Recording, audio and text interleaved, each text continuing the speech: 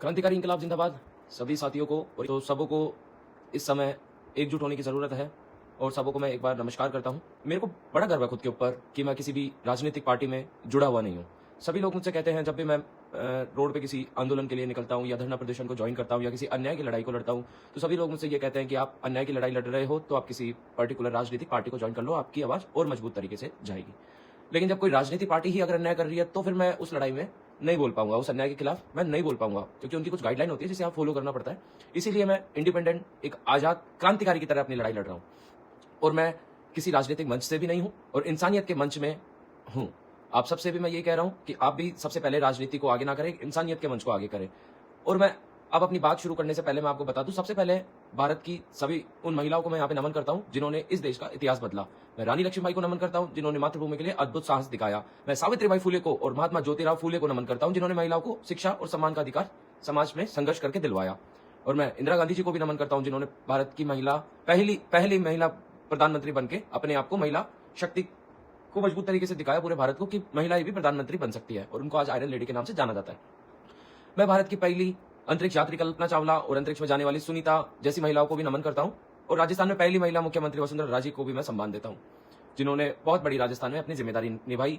और बहुत सारी ऐसी अनजान कितनी महिलाएं होगी जिसमें मतलब देश का बहुत बड़ा उन्होंने नाम किया होगा, शिक्षा को लेके, सम्मान को लेके, या देश का नाम रोशन किया होगा। ऐसे अनजान कितने इतिहास होंगे जो इतिहास हमें पता भी नहीं होंगे, क्योंकि कुछ इतिहास मिटा दिए जाते हैं। उन सभी को मेरा नमन। हम आशा संयोगिनी की बात करेंगे जो घर घर जाकर स्वास्थ्य संबंधित सेवाएं पहुंचाती है, गर्भवती महिलाओं की सहायता करती है, बच्चों के टीकाकरण में सहयोग करती है, लोगों के स्वास्थ्य के प्रति जागरूक करती है। और मैं तो कहता हूं वो कोई नौकरी नहीं कर रही है, वो तो समाज की सेवा कर रही है, भले ही से उनको कितनी तनख्वाह मिल जाए, लेकिन ये एक सामाजिक सेवा भी है। ठीक है, डॉक्टर को जब भगवान मान सकते हैं तो आशा संयोगिनियों को भी देवी मान सकते हैं हम। क्या 4,959 प्रतिमाएं में मेरे को ये बताएं कोई कि आपका गुजारा हो सकता है क्या? महंगाई लगातार बढ़ रही है, सिलेंडर लगातार बढ़ रहे हैं, पेट्रोल की रेटें बढ़ रही है, गाड़ी साधन सब चीजों की रेटें बहुत ज्यादा बढ़ रहे हैं, दवाइयां महंगी है, हेल्थ सिस्टम बहुत महंगा है, घर को चलाना बहुत ही ज्यादा मुश्किल है। ऐसी स्थिति में हमारी बहनों का संघर्ष करना कितना कठिन होगा 4,959 रुपए में, आप इस चीज का अंदाजा लगाइए। अभी जो मांग है इन सभी माताओं की और बहनों की कि 25,000 रुपए हमें प्रतिमाह दिया जाए, सेवानिवृत्त होने के बाद में, रिटायरमेंट के बाद में 12,000 रुपए हमें प्रतिमाह पेंशन मिले, और मेन चीज जो है 10 लाख रुपए हमें सम्मान के तौर पर जब हम रिटायरमेंट हो जाए तो दिया जाए। तो मैं इनके साथ में इसीलिए खड़ा हूं क्योंकि उनमें मुझे अपनी माताएं और अपनी बहनें नजर आती है। और सम्मान की लड़ाई है ये, महिलाओं के सम्मान की लड़ाई है। आज हम महिलाओं के सम्मान में नहीं बोलेंगे तो कौन बोलेगा? तो दोस्तों 2005 के बाद में बहुत सरकारें आई और गई, लेकिन आज भी इन बहनों की समस्या कोई समाप्त नहीं हुई है, इनकी कहीं कोई सुनवाई नहीं हुई है। मैं किसी राजनीतिक दल का यहाँ पे ना समर्थन करना चाहता हूँ ना विरोध करना चाहता हूँ, क्योंकि 2005 के बाद में बहुत सरकार आई, बहुत सरकार बदली। मैं सिर्फ इतना कहूंगा जो भी सरकार है उसे समाज की सेवा करने वाली महिलाओं की बात सुननी चाहिए। आज मुझे बहुत कम लोग ऐसे नजर आ रहे हैं जो इन महिलाओं के साथ मजबूती से खड़े हैं, जो कि बहुत शर्म की बात है। जो राजस्थान की महिलाओं के साथ महिला सशक्तिकरण की जब आप बात करते हैं और इन महिलाओं के साथ अगर आप नहीं खड़े हो सकते तो इससे ज्यादा शर्मनाक बात कोई हो ही नहीं सकती। लेकिन मैं आपको बता दूं, मेरे से जितना बन रहा है मैं उतना कर रहा हूं। अगर किसी के अधिकारों की बात करना अपराध है तो मैं ये आवाज उठाना नहीं छोड़ूंगा।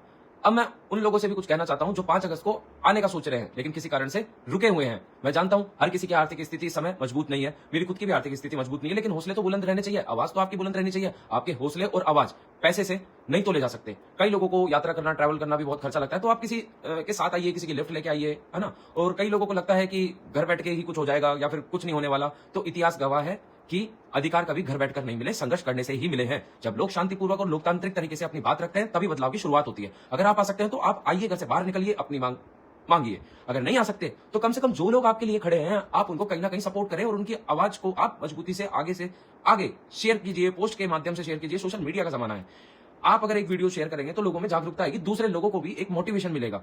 यह भी एक आंदोलन की बड़ी ताकत होती है। 5 अगस्त की यह लड़ाई किसी भी एक संगठन की नहीं है बल्कि सम्मान की एक लड़ाई है जो महिलाओं को मिलना बहुत ज्यादा जरूरी है।